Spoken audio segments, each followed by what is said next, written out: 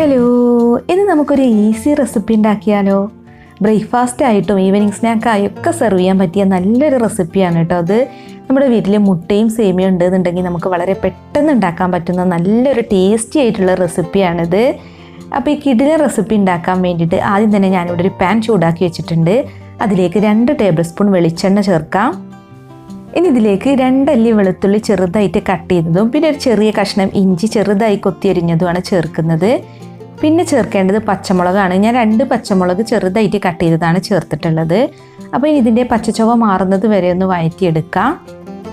ഇനി നമ്മളിതിലേക്ക് ചേർക്കുന്നത് ഒരു മീഡിയം വലിപ്പത്തിലുള്ള സവാള ഇതുപോലെ കൊത്തിയരിഞ്ഞതാണ്. അപ്പോൾ ഈ സവാള നല്ല പോലെ ഒന്ന് വാട്ടിയെടുക്കുക. സവാള ഇവിടെ ചെറുതായിട്ടൊന്ന് വാടിയിട്ടുണ്ട്. ഇനി ഇതിലേക്ക് ഒരു ചെറിയ ക്യാരറ്റ് ഇതുപോലെ കൊത്തി അരിഞ്ഞതാണ് ചേർക്കുന്നത്. അപ്പോൾ ഈ ക്യാരറ്റും നല്ല പോലെ ഒന്ന് വഴറ്റിയെടുക്കണം. ഇനി ഇതിലേക്ക് 1/4 ടീസ്പൂൺ മഞ്ഞൾപ്പൊടി, 1 ടീസ്പൂൺ മുളക് പൊടി, പിന്നെ 1/2 ടീസ്പൂൺ കുരുമുളക് പൊടിയാണ് ചേർക്കുന്നത്. ഇനി ഈ പൊടികളുടെ പച്ചച്ചുവ മാറുന്നത് വരെ ഒന്ന് വഴറ്റിയെടുക്കാം. ഇതിവിടെ റെഡി ആയിട്ടുണ്ട്. ഇനി നമുക്ക് ഫ്ലെയിം ഓഫ് ചെയ്തിട്ട് ഇത് മറ്റൊരു ബൗളിലേക്ക് മാറ്റാം. ഇനി നമ്മളിതിലേക്ക് ചേർക്കേണ്ടത് സേമിയാണ് കേട്ടോ. അപ്പോൾ 1 കപ്പ് വേവിച്ച സേമിയാണ് ഞാൻ ചേർക്കുന്നത്. ഒരു 1/4 കപ്പ് സേമിയൊക്കെ കുറച്ച് വെള്ളത്തിലിട്ട് വേവിച്ചിട്ട് അതിൽ നിന്ന് ഊറ്റിയെടുത്താൽ മതി. അപ്പോൾ വേവിച്ച സേമിയ 1 കപ്പാണ് കേട്ടോ ചേർക്കേണ്ടത്. ഇനി ഇതെല്ലാം കൂടി നന്നായിട്ടൊന്ന് മിക്സ് ചെയ്യുക.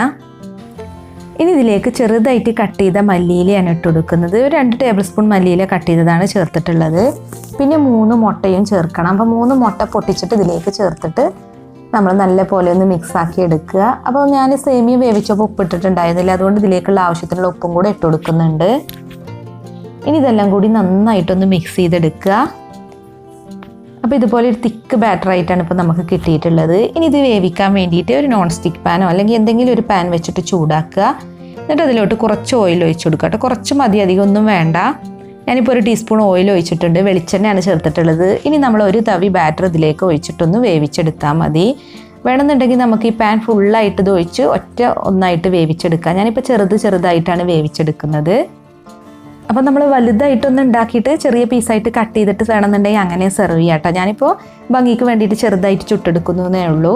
അപ്പോൾ ഒരു വശം നല്ല പോലെ കുക്കായി കഴിയുമ്പോൾ നമ്മളൊന്ന് മറിച്ചിട്ട് കൊടുക്കുക. എന്നിട്ടൊരു മീഡിയം ഫ്ലെയിമിലിട്ട് തന്നെ വേവിച്ചാൽ മതി.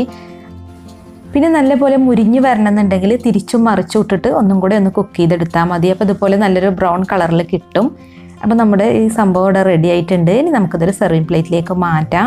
അപ്പോൾ നമുക്ക് രാവിലെ വളരെ പെട്ടെന്ന് ഉണ്ടാക്കാൻ പറ്റുന്ന റെസിപ്പിയാണ് കേട്ടോ. ഇനി ഇതിലേക്ക് കറികളൊന്നും ആവശ്യമില്ല. പിന്നെ ടൊമാറ്റോ സോസിൻ്റെ ഒക്കെ കൂടെ കഴിക്കുകയാണെന്നുണ്ടെങ്കിൽ നല്ല ടേസ്റ്റാണ്.